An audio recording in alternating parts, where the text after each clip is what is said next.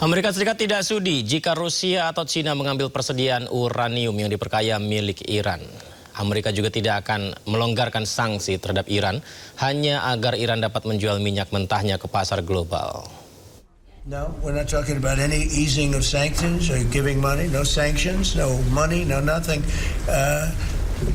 We have control of money that they claim is theirs. We'll keep control of that money. And when they behave properly and when they do what's right, we'll let them have their money. But right now we're not doing that, and it's not, one thing is not contingent on the other. Pasca serangan ke Bandar Abbas, Garda Revolusi Iran merilis video ancaman ke Amerika Serikat.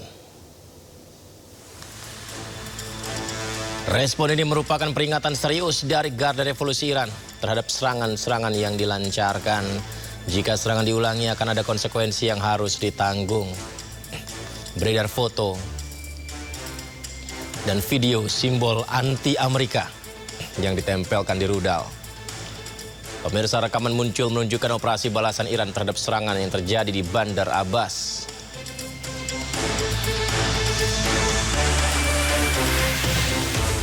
Sebelumnya, Korps Garda Revolusi Iran klaim tembak jatuh drone Amerika Serikat dan usir jet tempur siluman F-35 Amerika karena menyerang Iran. Namun Amerika berdalih menyerang Iran karena pertahanan diri saja.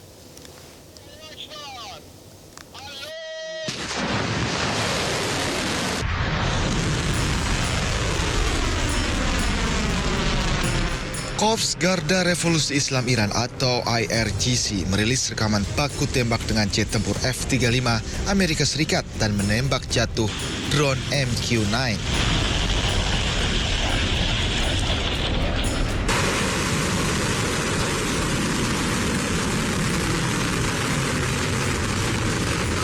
IRGC mengatakan sebuah jet tempur F-35 terlibat baku tembak pada pukul 3 pagi 25 Mei lalu.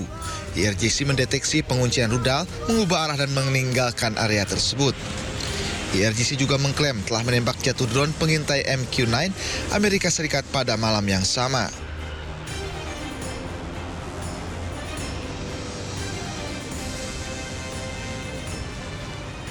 Namun, militer Amerika Serikat belum berikan komentar tentang klaim IRGC tersebut.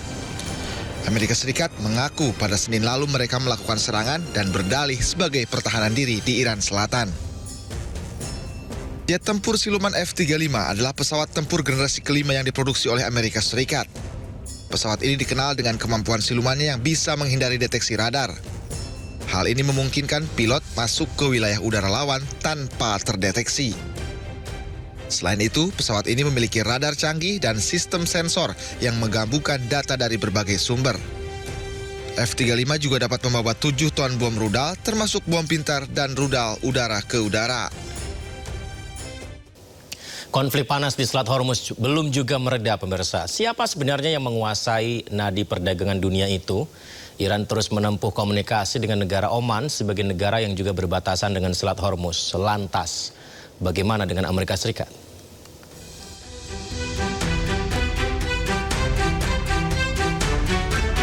Kehadiran tentara Amerika Serikat di Selat Hormuz dirasa Iran sebagai ancaman bagi keamanan nasional Republik Islam Iran. Iran akan terus menunjukkan kepada Amerika Serikat dan dunia bahwa mereka mampu mempertahankan keamanan di wilayah mereka sendiri. Sementara itu, pihak Amerika Serikat tetap menganggap bahwa Selat Hormuz adalah perairan internasional hingga tidak ada yang boleh mengendalikannya.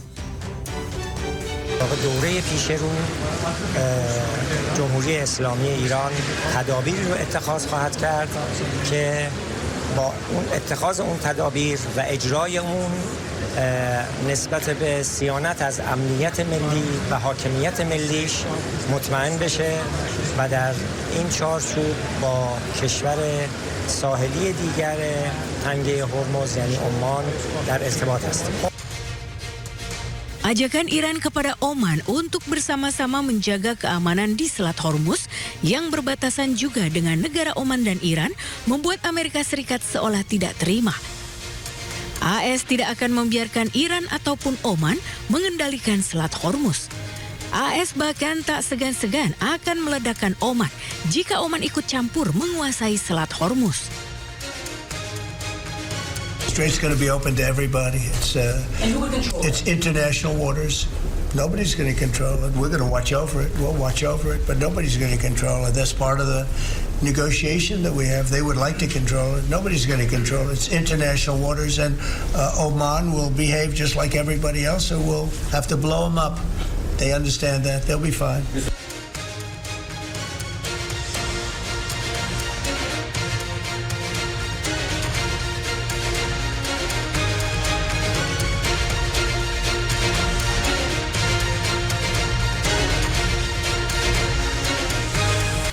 Delegasi tingkat tinggi Iran tiba di Doha, Qatar pada Senin waktu setempat untuk membahas penyelesaian konflik Amerika Serikat-Iran.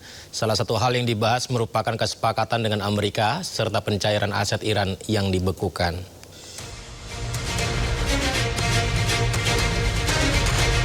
Delegasi tingkat tinggi Iran yang dipimpin juru bicara parlemen Muhammad Bagher Ghalibaf, Menteri Luar Negeri Iran Abbas Araghchi, serta Direktur Bank Sentral Iran Abdul Nasir Hemati tiba di Doha, Qatar pada Senin waktu setempat.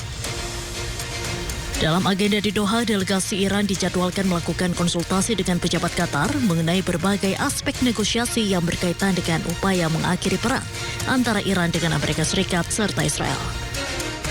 Topik utama pembicaraan di Qatar merupakan soal pencairan aset Iran yang sebelumnya dibekukan. Dikutip dari kantor berita Iran Tasnim, Washington setuju untuk melepas sebagian aset Iran di luar negeri yang dibekukan karena sanksi internasional. Sebelumnya, proposal penyelesaian yang diusulkan oleh Iran mencakup tuntutan agar Amerika Serikat mencairkan aset Iran di luar negeri senilai 24 miliar dolar Amerika Serikat atau sekitar 427,2 triliun rupiah. Dari jumlah itu, setengahnya akan dilepaskan pada tahap pertama dan sisanya di kemudian hari. Sejak awal, konflik Amerika Serikat-Israel dengan Iran, di mana jalan negosiasi diwarnai tarik ulur, berulang kali diwarnai jalan buntu dan bahkan saling ancam. Tidak hanya saling ancam dan saling serang, Amerika dan Iran bahkan saling blokade perairan.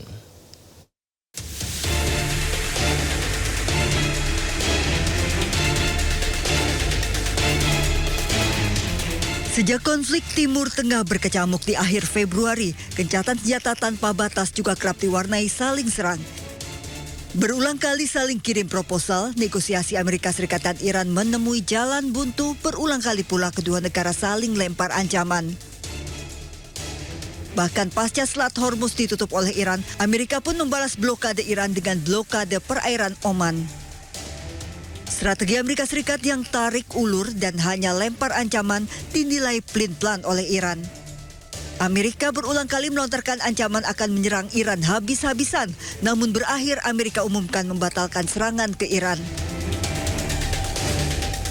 Sejumlah isu menjadi faktor kebuntuan negosiasi, terlebih Iran tetap bersikukuh agar Amerika Serikat membayarkan ganti rugi kerusakan perang, menghapus sanksi minyak Iran, hingga pelepasan aset Iran yang diblokir. Hingga pada akhir pekan, Amerika melalui Menteri Luar Negerinya Marco Rubio mengumumkan kemajuan signifikan atas negosiasi dengan Iran. Nota kesepahaman versi terbaru hampir selesai akan mengakhiri konflik sambil secara bertahap membuka kembali Selat Hormuz dan mengakhiri blokade Amerika terhadap pelabuhan Iran. Juru bicara Kementerian Luar Negeri Iran Ismail Baqi menyebut Teheran dalam tahap akhir persiapan nota kesepahaman melalui Pakistan sebagai mediator resmi dan negara-negara regional termasuk Qatar. ما بر این بوده که ابتدا ما یک یادداشت تفاهمی یا تفاهم نامه‌ای رو تدوین بکنیم، حالت یک تفاهم چارچوب مشتمل بر 14 بند و در این یادداشت تفاهم مهمترین موضوعاتی که لازمه خاتمه جنگ تحمیلی است و مواردی که برای ما اهمیت اساسی داره توش گنجونده بشه، ظرف یک مدت زمان معقولی 30 تا 60 روزه در مورد جزئیات موضوعات گفتگو بشه و نهایتاً به یک توافق نهایی دست پیدا بکنیم. ما در مرحله نهایی سازی این یادداشت تفاهم هستیم. Trump juga mengaku telah berdialog dengan para pemimpin negara Teluk serta Turki, Mesir, Yordania, dan Pakistan membahas negosiasi seputar Iran dan nota kesepahaman versi terbaru terkait perdamaian.